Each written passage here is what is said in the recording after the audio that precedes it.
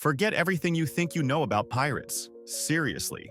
That cool, brooding Jack Sparrow image? Mostly Hollywood BS. Today, we're dragging 33 of the absolute dumbest, most pants-on-head crazy, and frankly, hilariously idiotic facts about real pirate history out of Davy Jones's locker. We're talking facepalm moments. They did what? Decisions, and enough absurdity to make a parrot blush. Get ready, because history was way weirder and a lot dumber than you were ever taught in school. 1. Eye patches. Weren't for missing eyes, they were pirate night vision goggles. So, that eye patch? Not always a badass battle scar statement. Nope. Many pirates wore it so one eye was always adjusted to the pitch-black darkness below deck. When they stormed down there, they'd just flip the patch to the other eye and boom, instant night vision. Genius, right? Also completely bonkers. Imagine trying to remember which eye was your dark eye while simultaneously trying not to get skewered. Wait, is it left eye for looting, right eye for… oh crap, cannonball? You just know half of them spent their careers walking into mass because they patched the wrong eye. Smart in theory, hilariously dumb in practice. 2. Forget gold. Pirates lost their minds over cheese. Yeah, you heard me. Freaking cheese. While gold doubloons are shiny, apparently the real treasure that got a pirate's heart a-fluttering was a nice, ripe wheel of cheddar. Or maybe some stinky Stilton. Why? Because after months at sea eating food that could double as a doorstop, actual, edible, flavorful cheese was like manna from heaven. Picture Blackbeard, smoke pouring from his beard, screaming, "Arr! We've hit the jackpot, lads! It's a massive shipment of brie!" It's less X marks the spot, and more X marks the spot where the Gouda is hidden. Absolutely unhinged priorities, but you can't deny their passion for dairy. 3. Calico Jack Rackham. All flash, no plunder, total fashion disaster. Meet Calico Jack, the pirate who was more famous for his terrible dress sense than his terrifying deeds. This dude got his name because he insisted on wearing bright, gaudy calico clothing. Think pirate meets tragic disco casualty. And his pirating skills? Let's just say his outfits were more memorable than his victories. He's mainly known for having Anne Bonny and Mary Read on his crew, who were probably rolling their eyes at his wardrobe choices while doing all the actual work, and for a flag design that outlived his pathetic career. He was the pirate equivalent of that guy who shows up to a gunfight in a sequin jumpsuit. Utterly, magnificently crap. 4. Why pirates drank vinegar. Like it was happy hour at Applebee's. So, pirates loved rum, sure. But what happened when the good stuff ran out or their water tasted like bilge rat bathwater? They guzzled vinegar. Yes, the stuff you put on chips if you're feeling fancy. They'd mix it with water to make it slightly less gag-inducing, thinking it'd stop them from dying of scurvy or something. Spoiler, it didn't really work for scurvy and it probably tasted like regret. Imagine the ship-wide acid reflux. Hoist the mainsail and pass the Tums, ye scallywags. Drinking vinegar to survive? That's not just desperate, that's a level of historical dumbness that deserves a round of applause. Followed by a large glass of water. 5. Pirate flags. Sometimes featured. Giant, unapologetic dongs. Seriously, I'm not kidding. You thought skulls and crossbones were intimidating? Hold my grog. Some pirate captains, clearly operating on a different level of WTF, decided that nothing screamed, "Fear me," quite like a massive, crudely drawn penis flapping in the breeze. We're talking flags that would make a sailor's mother faint. There are historical accounts of these. Was it a bold psychological warfare tactic? Or did a very drunk pirate just get let loose with a paintbrush in a complete lack of shame? Either way, it's proof that subtlety was not a word in their vocabulary. Talk about flying your freak flag high. Literally. 6. The official pirate toilet? Over the side you go, hope you don't slip. Ah, the romantic life of a pirate. Let's talk about their 5-star bathroom facilities, or rather lack thereof. For most pirates, when nature called, their only option was to hang their backside over the ship's railing and let her rip directly into the ocean. Now picture doing that in a storm, or when the ship is heaving. or when a particularly judgmental seagull is watching. It's a miracle more pirates weren't lost to accidental pooping overboard incidents. No privacy, no toilet paper, just you, the open sea, and the very real possibility of an unwelcome wave. Suddenly, scurvy doesn't sound so bad, does it? 7. History's shortest pirate raid. 15 minutes to utter, embarrassing failure. You know, for every legendary Blackbeard, there were probably a dozen guys who thought piracy would be a laugh, only to find out they were catastrophically bad at it. Case in point, imagine gearing up for your first big raid, cutlass gleaming, blood-curdling yells rehearsed, only for the entire operation to collapse in about the time it takes to boil an egg. We're talking 15 minutes of pure, unadulterated incompetence. Maybe they attacked a ship that was way too big, maybe their own boat sank because someone forgot the plug, or perhaps they simply got lost on the way to the target. Whatever the specifics, historical whispers tell of such lightning-fast fails, careers ending before they'd even properly begun. It's the pirate equivalent of tripping on the starting line and face-planting in front of the entire stadium. You almost have to respect the sheer speed of their ineptitude. 8. Pirate ships. Often more musicians than cannons. Seriously, what's more important when you're a terrifying scourge of the seven seas? Overwhelming firepower, or a really killer sea shanty to boost morale before you get blown to bits? For many pirate crews, the answer was, bafflingly, the latter. It wasn't uncommon for pirate ships to have a surprisingly robust musical contingent.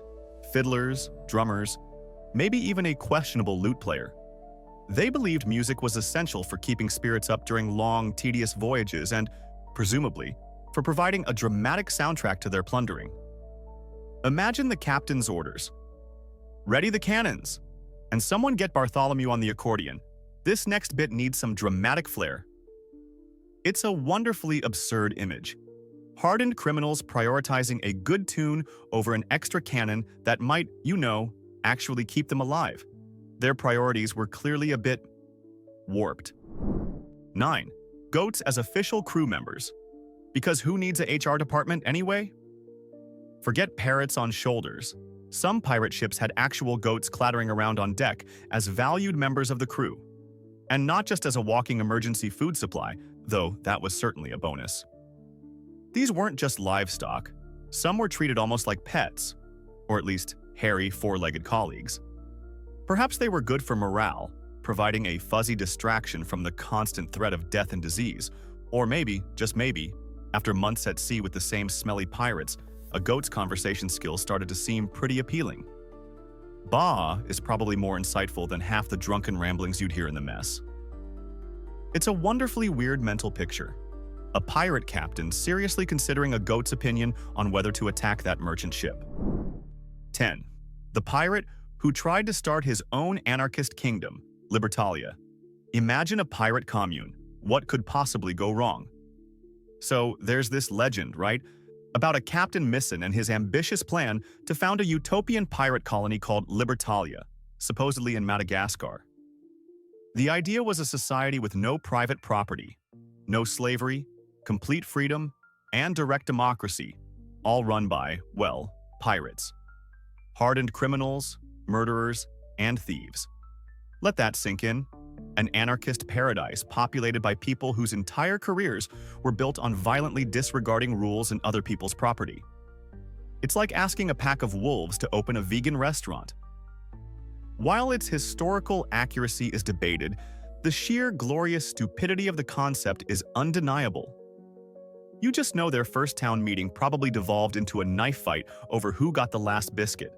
Bless their idealistic, completely delusional hearts. 11. Stedibone, the gentleman pirate who was just a rich idiot with a death wish. This guy is the patron saint of terrible life choices. Stedibone was a wealthy, educated landowner in Barbados who, one day, presumably out of sheer boredom or a spectacular midlife crisis, decided, you know what? Piracy sounds fun. So he did what any clueless rich dude would do. He bought a ship, kitted it out, hired a crew, and paid them actual wages, like it was a legitimate business venture. The kicker? He knew absolutely nothing about sailing, or fighting, or pirating. He was basically a tourist with a warship. He even had a library on board. His crew, understandably, thought he was a joke, and he eventually fell in with Blackbeard, who probably took one look at him and thought, easy mark. His entire career was a masterclass in how not to be a pirate, proving that money can't buy competence, especially on the high seas. 12. The most disappointing treasure haul. Barrels and barrels of rotten fish. Imagine the scene. You've risked life and limb, fought off a desperate crew, boarded their vessel, hearts pounding with anticipation for the glittering gold and jewels you're about to uncover. You throw open the hold, and instead of riches, you're hit with the overwhelming stench of spoiled fish. Barrels upon barrels of it. That's it. Your grand prize is a floating monument to ichthyological decay. The letdown must have been soul-crushing. You can't spend it, you can barely stand to be near it, and it's probably attracting every seagull for miles. It's the kind of treasure that makes you seriously reconsider your career choices. Well, lads, the captain probably said, looks like it's fish stew for the next 6 months, if anyone's brave enough. What a truly pathetic bounty for a band of fearsome buccaneers. 13. Blackbeard, the master of DIY horror. Special effects using his own face. Edward Teach, better known as Blackbeard, wasn't just a fearsome pirate. He was a master of psychological warfare with a flair for the theatrical that was frankly insane. To cultivate his demonic image, he'd weave hemp cords soaked in saltpeter, a component of gunpowder, into his massive black beard and under his hat. Then, right before battle, he'd light them. So he'd charge into combat wreathed in smoke, sparks flying, looking like a literal demon emerging from the pits of hell. Terrifyingly effective? Absolutely. Incredibly, unbelievably dumb from a personal safety perspective? You bet. One wrong gust of wind, one stray spark, and his entire face could have gone up like a Roman candle. It's a miracle he didn't accidentally set himself on fire every other Tuesday. Talk about a commitment to the brand. 14. Pirate Workers' Comp. They actually had detailed payouts for lost limbs. This one sounds like it was cooked up in a fever dream, but many pirate crews had surprisingly formal articles of agreement, and some of these included a detailed compensation scheme for injuries sustained in the line of, duty. Lose your right arm? That'll be 600 pieces of 8. A leg? 500. An eye? A cool 100. It was like an early, incredibly morbid form of workers' compensation, ensuring that even if you were maimed, you'd at least get a golden handshake, or hook. It's bizarrely organized for a bunch of outlaws whose entire lifestyle revolved around chaos. Imagine the ship's quartermaster, quill in hand, soberly calculating the payout for Jenkins, lost a finger bit off by a parrot. That's 50 pieces, lad.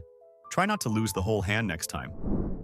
15. Syphilis Cures, involving rubbing mercury all over yourself. Pirate medicine at its absolute dumbest. Life at sea was tough, and so were the diseases. Syphilis, the great pox, was rampant. And the cutting-edge medical solution among pirates and many others at the time? Mercury. Not taken orally, oh no. They'd rub mercury ointments all over their afflicted bodies. The theory, presumably, was that the toxic heavy metal would somehow scare the disease away. What it actually did was lead to horrific side effects. Teeth falling out, kidney failure, neurological damage, and eventually, a slow, agonizing death from mercury poisoning. So, you might, or might not, cure your syphilis, but you'd probably go completely mad and die in the process.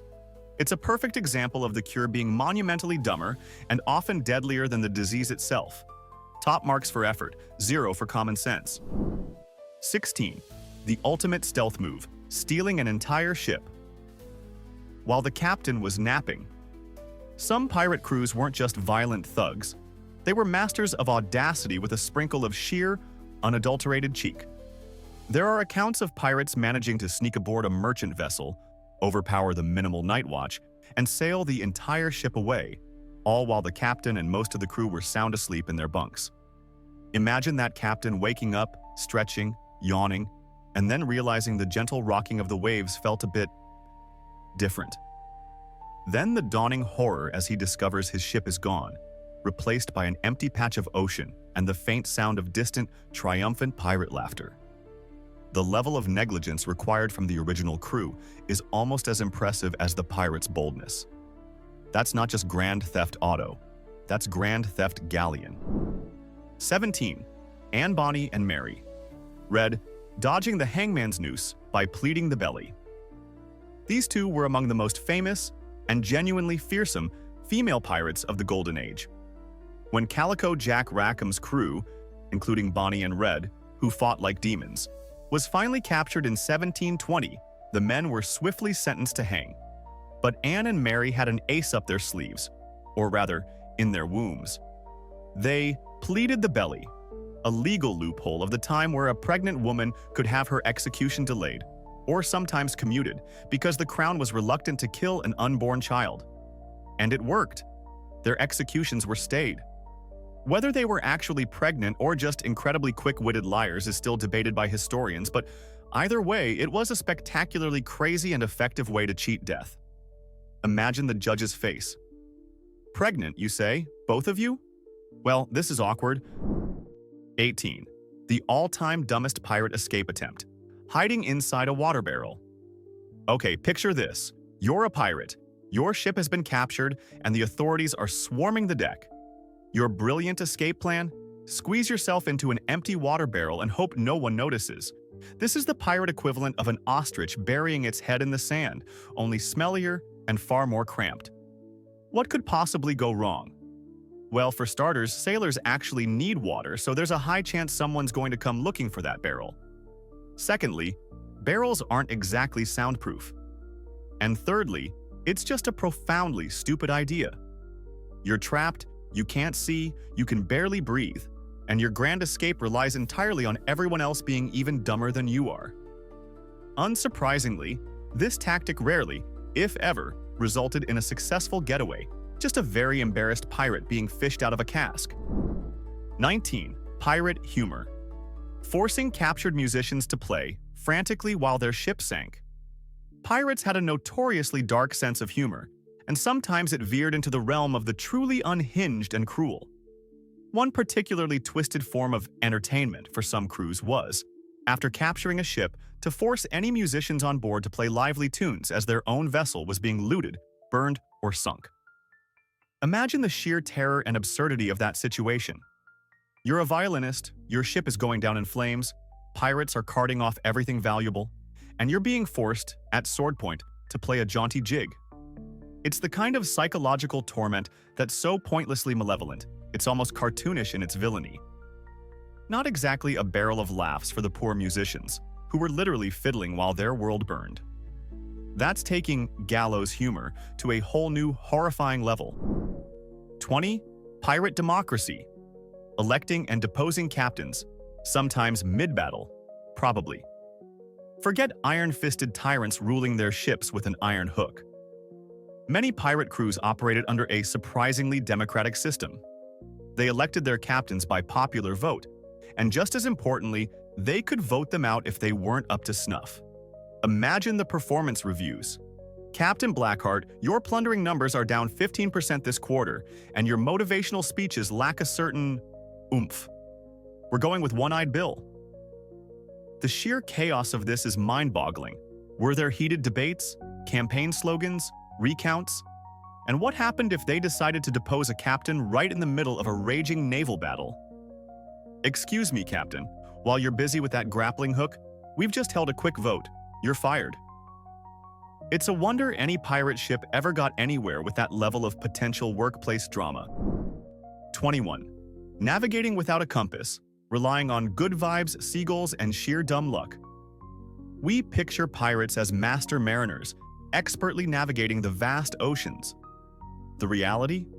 Some of them were about as good at navigation as a drunken Labrador with a sextant. While experienced captains certainly knew their craft, many less reputable, or just plain stupid, pirate crews would set sail with a shocking lack of proper navigational tools, or the knowledge to use them. Their strategy often boiled down to follow that coastline, head towards that suspicious-looking cloud, or ask that seagull for directions. The fact that any of them ever found their intended targets, let alone treasure islands, is a testament less to their skill and more to the baffling randomness of the universe and sheer, unadulterated dumb luck. Are we there yet? Was probably a very common and very desperate question. 22. The Toothless Terrors. When food ran out, some pirates chewed on leather scraps. Pirate cuisine wasn't exactly Michelin-starred. Hardtack biscuits, so hard they could break teeth, salted meat that was more salt than meat, and a lot of rum.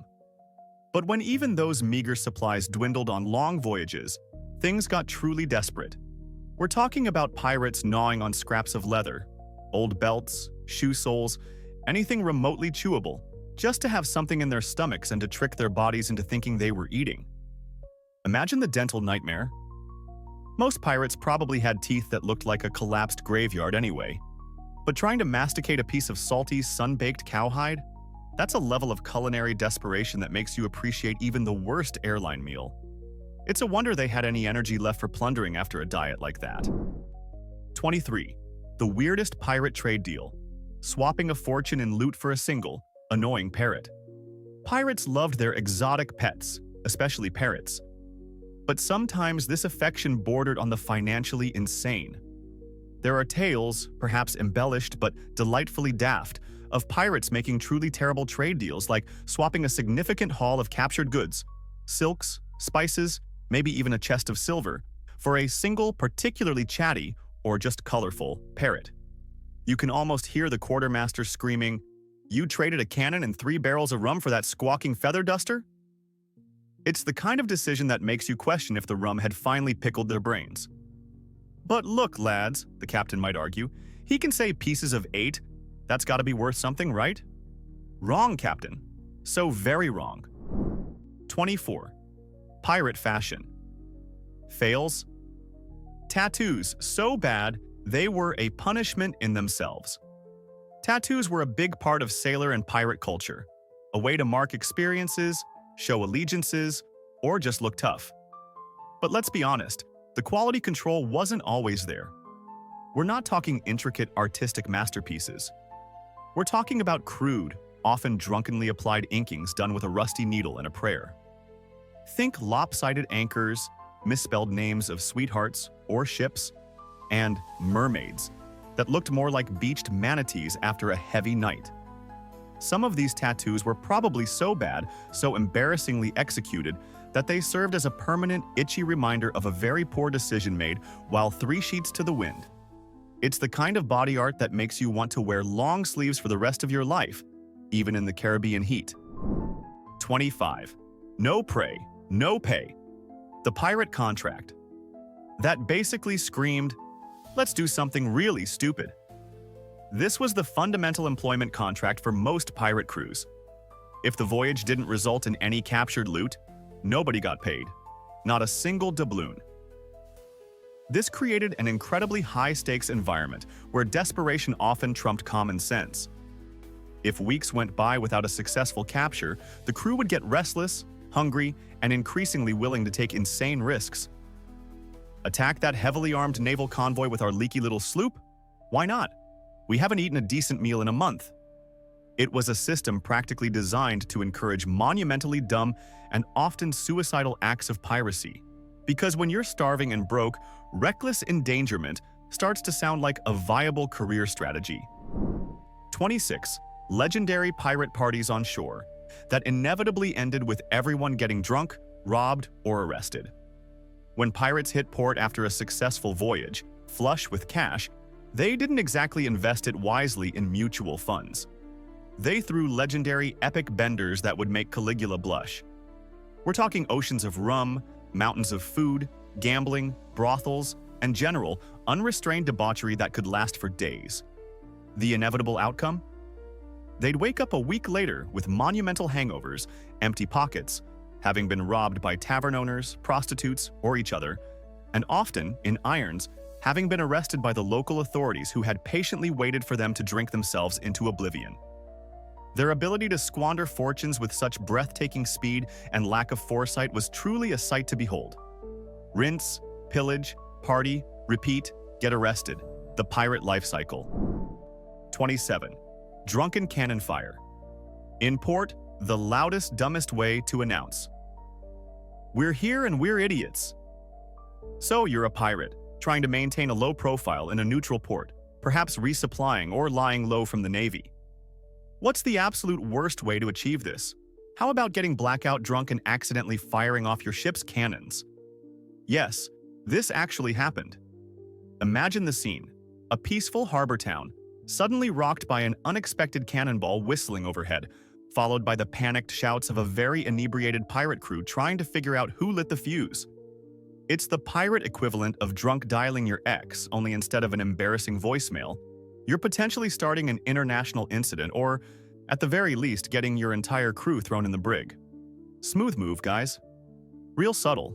Nothing says, we're definitely not wanted criminals like an unsolicited artillery barrage on the local fish market.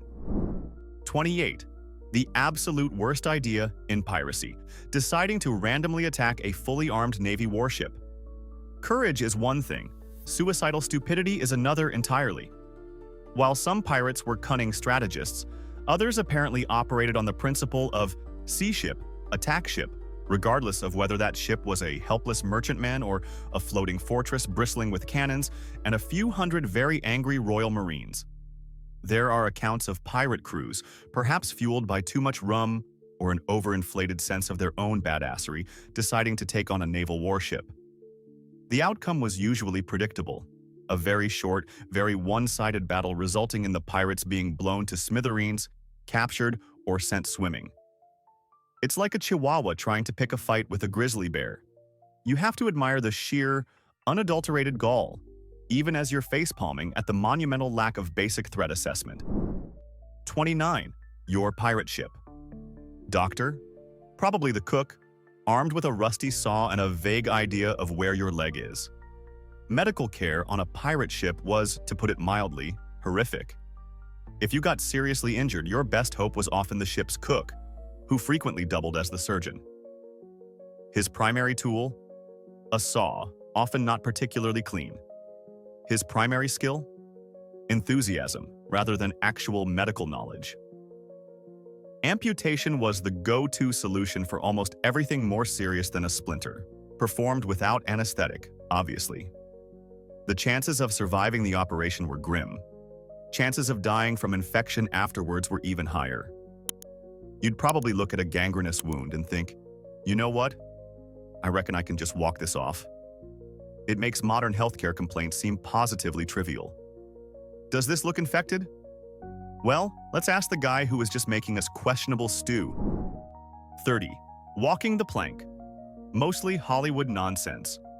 Real pirates just threw you overboard. Less drama, more splash. That iconic image of a terrified captive being forced to walk a narrow plank over shark-infested waters? Largely a product of fiction, popularized by books like Treasure Island. While it might have happened on incredibly rare occasions, most pirates couldn't be bothered with such theatricals. If they wanted to get rid of you, they'd opt for far quicker, less ceremonious methods. A sword thrust, a pistol shot, or simply being unceremoniously chucked over the side. Why waste a perfectly good plank and all that dramatic setup time when a good old-fashioned heave-ho accomplished the same thing? The reality was often more brutal and far less cinematic. The whole walking the plank myth is, in itself, kind of a dumb overcomplication of a simple, grim task. 31. Marooned for utter laziness. Pirates who got left on desert islands. Simply because they couldn't be bothered. Being marooned was a common punishment for pirates who broke the ship's code, usually for cowardice, theft from a fellow pirate, or mutiny. They'd be left on a deserted island with minimal supplies, a pistol, and often a single bullet, the implication being pretty clear. But sometimes pirates got themselves marooned for reasons that were less about high crimes and more about spectacular, almost admirable laziness. Imagine a pirate so profoundly work-shy, so dedicated to avoiding any form of manual labor, that his crewmates eventually just threw up their hands and said, "Right, that's it. You're staying here with the coconuts. We can't deal with your sloth anymore." It's an impressively dumb way to end your pirating career, essentially being fired for being too lazy to even be a criminal effectively. 32. Giant pirate hats. Was it fashion or just a contest for who looked the most ridiculous? Pirates, particularly captains, often sported large, flamboyant hats. Tricorns adorned with feathers, wide-brimmed monstrosities, you name it. Was this a practical choice to shield them from the sun? Partially. But let's be honest, a lot of it was pure, unadulterated peacocking. It was a status symbol, a way to say, look at me, I'm important, and I have a massive hat. The bigger and more ostentatious the hat, the more significant, or at least the more self-important, the pirate. You can almost imagine them on shore, comparing hat sizes. My hat has 3 ostrich feathers and a bit of gold braid. Oh yeah? Well, mine has 4 ostrich feathers and can double as a small boat. It's a fashion statement so over the top, it borders on the hilariously absurd. 33. The grand finale of a fearsome pirate career, quitting plunder to become a terrible stage actor. So what happens when a pirate decides to hang up his cutlass and retire? Some faded into obscurity, some were caught and hanged. But a few, in a truly baffling career pivot, apparently tried their hand at acting. Imagine a grizzled, rum-soaked pirate, accustomed to bellowing orders and threatening victims, now attempting to deliver Shakespearean soliloquies on a creaky stage. The transition from "Arr, prepare to be boarded" to be or not to be was likely not a smooth one. You can just picture the reviews. Captain Deathblade showed enthusiasm as Hamlet, though his tendency to brandish a prop sword at the audience was somewhat distracting. It's a career change so unexpected, so utterly out of left field, that it's the perfect, dumbfounding end to a life of maritime madness. Bravo, pirate thespians. Bravo. So there you have it. 33 times history proves pirates were less masterminds of the sea, and more WTF were they thinking? From cheese lust to questionable flags and truly awful medical choices, these buccaneers were certifiably bonkers. Now, for you, if you were a pirate, what's the one utterly dumb, impractical thing you'd absolutely have to bring on your ship? Drop your most absurd ideas in the comments. I'm ready for some laughs. If your brain craves more historical madness that makes fiction look tame, hit that like button, subscribe, and ring the bell. You don't want to miss the next voyage into the weird. See ya!